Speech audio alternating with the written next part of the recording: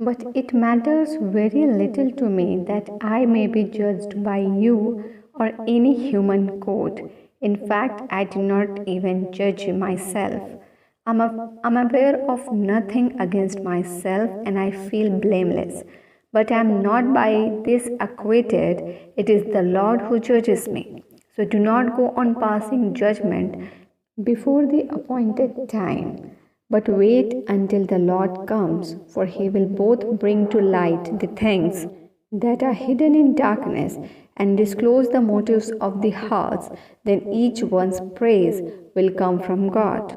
परंतु मेरी दृष्टि में यह बहुत छोटी बात है कि तुम या मनुष्य का कोई न्याय मुझे परखे, वरन मैं स्वयं अपने आप को नहीं परखता, क्योंकि मेरा मन मुझे किसी बात में दोषी नहीं ठहराता, परंतु इससे मैं निर्दोष नहीं ठहरता, क्योंकि मेरा परखने वाला प्रभु है।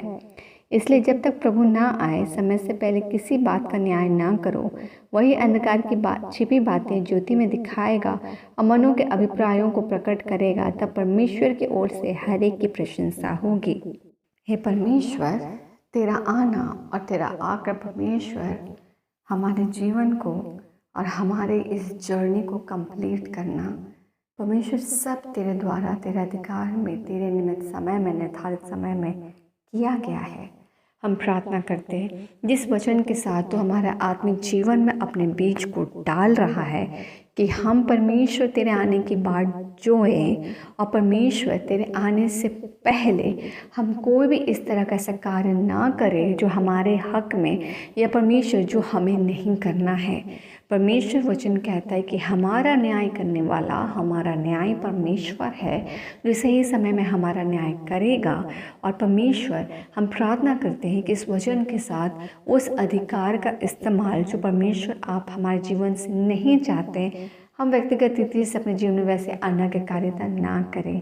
परमेश्वर हम कोई भी समय को अपने बुद्धि से जज ना करें कि समय अपने जीवन में जो समय चल रहा है या दूसरों के जीवन में जो समय चल रहा है, अपने जीवन में जो परिस्थिति है या हाल है या दूसरों के जीवन में जो परिस्थिति और हाल है, जो हम जी रहे हैं या सामने वाला जी रहा है, हम परमेश्वर कंपैरिजन करके उस समय को जज ना करें कि वो उसके लिए क्या मायने रख रहा है या उसके लिए क्या वो समय है या हमारे लिए वो क्या समय, क्योंकि न्याय परमेश्वर आप करेंगे। हम कोई भी परिस्थिति का परमेश्वर जज ना करें और ना ही हम किसी पर्सन को जज करें कि वो कहाँ सही और गलत है, वरना परमेश्वर उसे नम्रता से प्रेयर में तेरे सामने सौंपे, चाहे वो परिस्थिति है, सिचुएशन है, समय या लोग है, और उसका नियंत्रण आप ले। परमेश्वर हो जाने को पाए कि सही गलत का सही ज्ञान और सही मूल आपके पास है।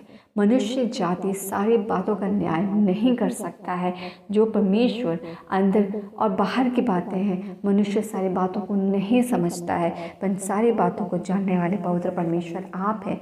इसलिए कि वचन कहता है कि जब आप आएंगे, आप परमेश्वर प्रकाश में लाएंगे सारी बातों को। परमेश्वर आप प्रकाश में लाएंगे कि आप रखने वाले परमेश्वर है। और हम समय से पहले किसी भी बातों का न्याय ना करें, पर सारी छिपी बातें जब ज्योति में आएगी और सारी बातों को परमेश्वर तो अपने अधिकार में जब निर्धारित करेगा, हम तेरे कार्य को स्थिरता से देखेंगे। वचन कहता है परमेश्वर कि हम अब परमेश्वर एक दूसरे के ऊपर दोष ना लगाएं, क्योंकि उससे आपको महिमा नहीं मिलती है। ये सारी छोटी छोटी आज्ञाएं हैं पिता, जो तू पवित्र आत्मा की अगुवाई में विश्वासियों के लिए, क्रिश्चियंस बिलीवर्स के लिए, जो जीसस क्राइस्ट को फॉलो करते हैं, उनके लिए आप देते हैं।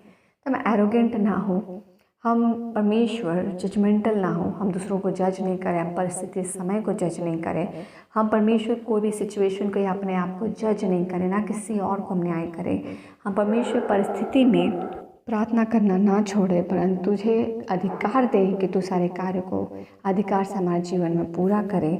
हम जब बीमार हैं तो हम तुझसे प्रार्थना करें, हम जब प्रेयर रिक्वेस्ट दें, और हम परमेश्वर जब खुश होते हैं तो भी परमेश्वर तेरी स्तुति प्रशंसा करें। तेरा नाम हमेशा हमारे जीवन में स्मरण हो और हमारे जीवन का वैसे आपको महिमा मिले।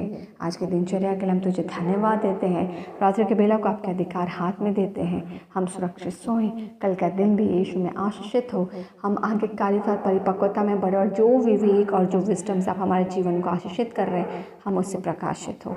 आगे कार्यता हमारे जीवन से पूरी हम धन्यवाद देते हैं और इन सभी प्रार्थनाओं को सुरक्षा के साथ मांगते हैं। फादर, हमारे जीवन में अनुग्रह सुनिए, स्व के राज्य में ग्रहण कीजिए, यीशु के नाम से, आमीन।